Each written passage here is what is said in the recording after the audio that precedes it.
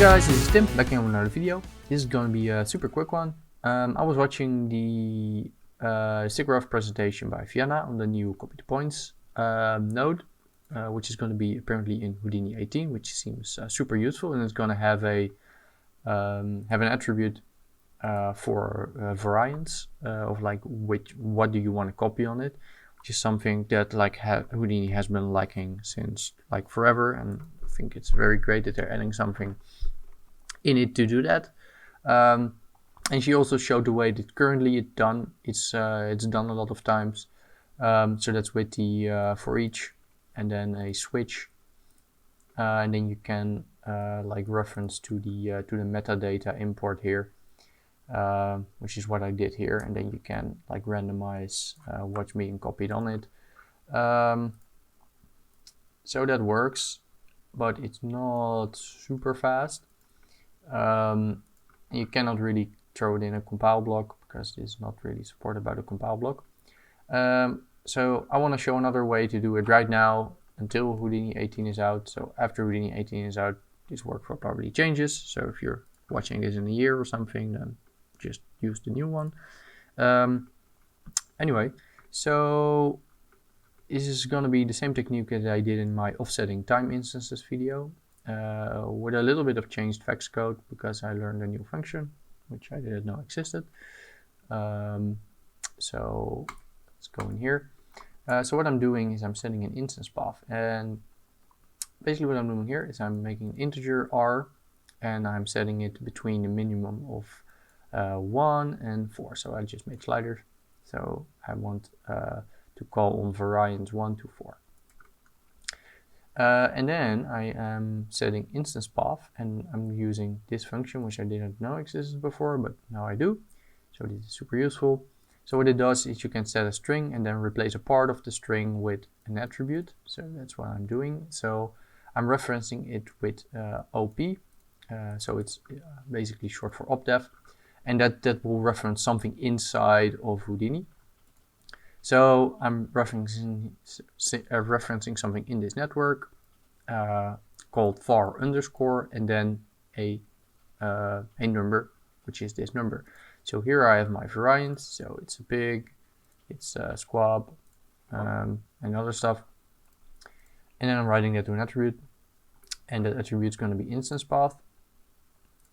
So if you go watch the instance path, now it will be 1 to 4, and then you can use the instance path to instance, and then you basically get the same. Well, the random function is a little bit different here, so the randomization happens a little bit differently, but apart from that, it's somewhat the same, but it's a lot faster. So let me show you. If I change thread resolution, you can see this is like very all multi-threaded. So I can really crank this up if I want, and it'll stay relatively quick. While if I do that in here, as you can see, it's set to, let's turn that off. If I do that in here, it's going to be a lot slower. Right, so now let's give this a go at like super crazy high resolution, so 300 by 300, and let's do a performance monitor on the copy stamping, or not stamping, the referencing to the detail attribute. This takes quite a long time. I tried this already, so you can see this is running up quite quickly.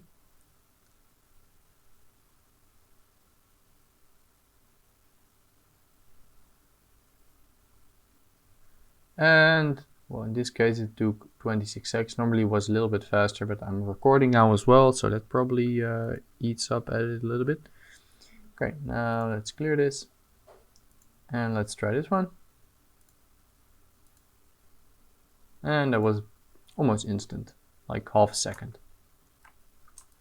So you can see this is like literally so much faster. So yeah, let's put this down again. There we go. So when it comes to like other attributes, like I disabled n attributes for now, you can just use attributes randomly, like you would with the copy. So let's attribute randomize. Let's, as you can see, picks up on color. Let's do another attribute randomize. Picks up on normals. Let's do p scale. Picks up on p scale. It just works with generic attributes like the copy would. Let's. It bothers me that the thing is red. Anyway, so yeah, it basically sort of works like a copy to points. There might be some like differences which you might run into, but for a lot of stuff like this is quite a nice way of instancing, and with these sliders makes it all pretty easy to just like randomize stuff. So yeah, hopefully it was interesting. Of course, if you're a Patreon supporter, you have access to this file. Just go to patreon.com/TimVanHelsding and you can download it. And before we leave, I want to give a big shout out to all of my Patreon supporters, especially Chris Berg for being a top patron. And well, I will talk to you next time. Bye.